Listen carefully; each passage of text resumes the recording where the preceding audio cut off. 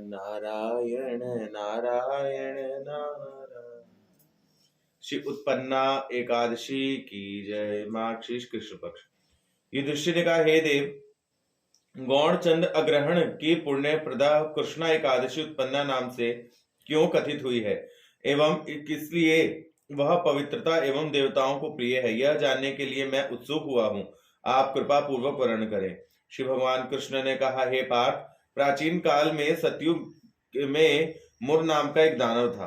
अद्भुत आकृत विशिष्ट वह दानव क्रुद्ध स्वभाव संपन्न और देवताओं को भयभीत करने वाला था। उसने युद्ध में देवताओं और स्वर्गराज इंद्र को पराजित कर स्वर्ग से भगा दिया था। इसलिए मैं मत्स्य लोक में विचरण कर रहे थे। देवताओं ने महेश्वर के निकट जाकर के अपना समस्त दुख विस्तार पूर्वक निवेदन किया।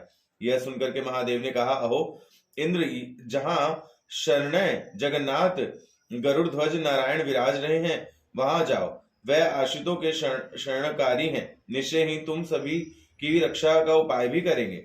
महादेव की बात सुनकर के महामती इंद्र देवताओं सहित शीर्ष समुद्र के तट पर गए।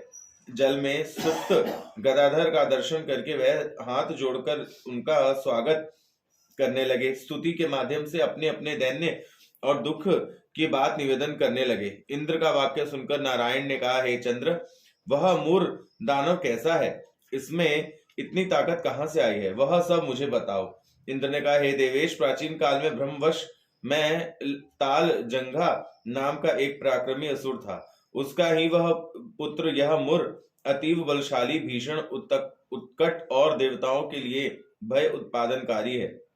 वह चंद्रावती नामक एक पुरी में वास करता है, जहां इसकी राजधानी है। स्वर्ग से हम सबको भगाकर अपने स्वजातियों में से किसी को राजा, किसी को अन्य दिग्पाल के रूप में अधिष्ठित करके उसने देवलोक पर अपना संपूर्ण अधिकार पा लिया है। उसके प्रबल प्रताप से आज हम मर्त्य में विचरण कर रहे हैं। इंद्र की बात सुनकर दैत्यादि नारायण को पाविष्ट हो गए एवं देवताओं के साथ चंद्रावती पुरी पहुंचे। वह दैत्यराज नारायण का दर्शन कर बार बार गर्जन करने लगा। देवता और असुर के बीच घोर युद्ध छिड़ गया। युद्ध में देवगण पराजित होकर दशों दिशाओं में भागने लग गए।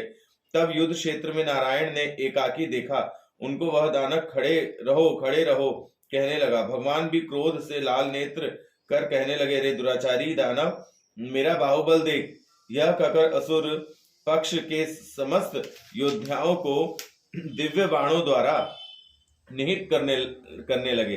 तब वह प्राण बचाने के डर से विहल होकर चारों ओर भागने लगे। उसी समय भगवान नारायण ने दैत्य की सेना के भी सुदर्शन चक्र छोड़ दिया। उससे समस्त सैन्य ध्वंस हो गया। केवल मुर युद्ध कर रहा था। उसने अस्त्र युद्ध में नारायण को भी पराजित कर दिया। तब नारायण दैत्य के साथ बाहु युद्ध में प्रवृत्त हुए। इस प्रकार देव पराक्रमी में सहस्र वर्ष तक युद्ध कर भी उसको पराजित नहीं कर पाए। तब श्री हरि विशेष चिंतान्वित होकर बद्रिका आश्रम को चले गए। वहां एक द्वार विशिष्ट 12 योजन विस्तृत सिंहासन नाम की एक गुफा है। भगवान विष्णु ने उस गुफा में शयन किया। उस दैत्य ने भी उनके पीछे पीछे दौड़ते हुए उस गुफा के अंदर प्रवेश किया एवं विष्णु को निद्रित पाया। वह इससे बहुत आनंदित हुआ एवं सोचने लगा, मेरे साथ युद्ध से परास्त होकर यहाँ छिपकर सोया हुआ है, मैं अवश्य ही इसका वध करूंगा। दानव के इस प्रकार से चिंतन करने के साथ साथ विष्णु के शरीर से एक कन्या उत्पन्न हुई। यह कन्या ही उत्पन्ना एकादशी है। वह स्वरूपवती, सौभाग्यशाली, दिव्यास्त्र शस्त्र धारिणी और विष्णु तेज संभूत कहकर महापराक्रमशाली थी। दैत्यराज उस स्त्री रूपिणी देवी के साथ घोर युद्ध में प्रवृत्त हुआ। कुछ काल तक युद्ध के बाद देवी के दिव्य तेज से असुर भस्मात हो गया। उसके बाद विष्णु जागृत होकर उस भस्मीभूत दानव का दर्शन करके आश्चर्य में डूब गए। विष्णु ने कहा, हे महापराक्रमकांत उग्र मूर्ति, इस मूर दानव का किसने वध किया? जिसने इसकी हत्या की है उसने निश्चय ही प्रशंसनीय कार्य किया है। उस कन्या ने कहा, मैं एकादशी हूँ। आप जब निद्रा में थे तब यह मुर आपकी हत्या करने के लिए आपके पीछे पीछे आया था।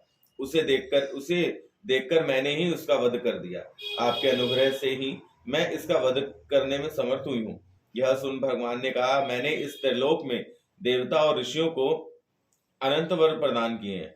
हे भद्रे, तुम भी अपनी इच्छा अनुसार वर की प्रार्थना करो। वह दुर्लभ होने से भी मैं तुम्हें प्रदान करूंगा, इसमें कोई संदेह नहीं है। एकादशी ने कहा, हे देवेश, त्रिभुवन के मध्य समस्त तीर्थ स्थानों में मेरे इस स्वरूप का विशिष्ट स्थापना हो, जिससे मैं आपका अनुग्रह में सर्वविघ्न विनाशिनी और सर्वदायिनी रूप से परम पूज्य हो सकूं। मैं जनार्दन आपके प्रति भक्तिवश जो श्रद्धा सहकर से मेरा व्रत उपवास करेंगे, उसको सर्व सिद्धि प्राप्त होगी। यह वरदान प्राप्त करे जो व्यक्ति निर्जल उपवास या नक्त यानी रात को भोजन करने वाला और एक भुक्त यानी दिन रात में एक ही बार भोजन करने वाला रूप व्रत पालन करेगा, उसको धन, धर्म और मोक्ष प्राप्त होगा।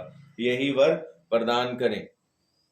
विष्णु ने कहा, हे कल्याणी, वही हो, तुम्हारे व्रत पालनकारी को सब कुछ प्राप्त होगा। तुम उनकी समस्त मनोवासना पूर्ण करोगी, इसमें संशय नहीं है।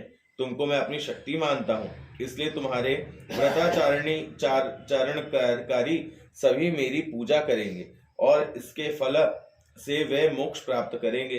तुम हरिप्रिय नाम से विख्यात होगी। तुम व्रत पालनकारी का शत्रु विनाश, परम गति दान एवं सर्व सिद्धि प्रदान करने में समर्थ होगी।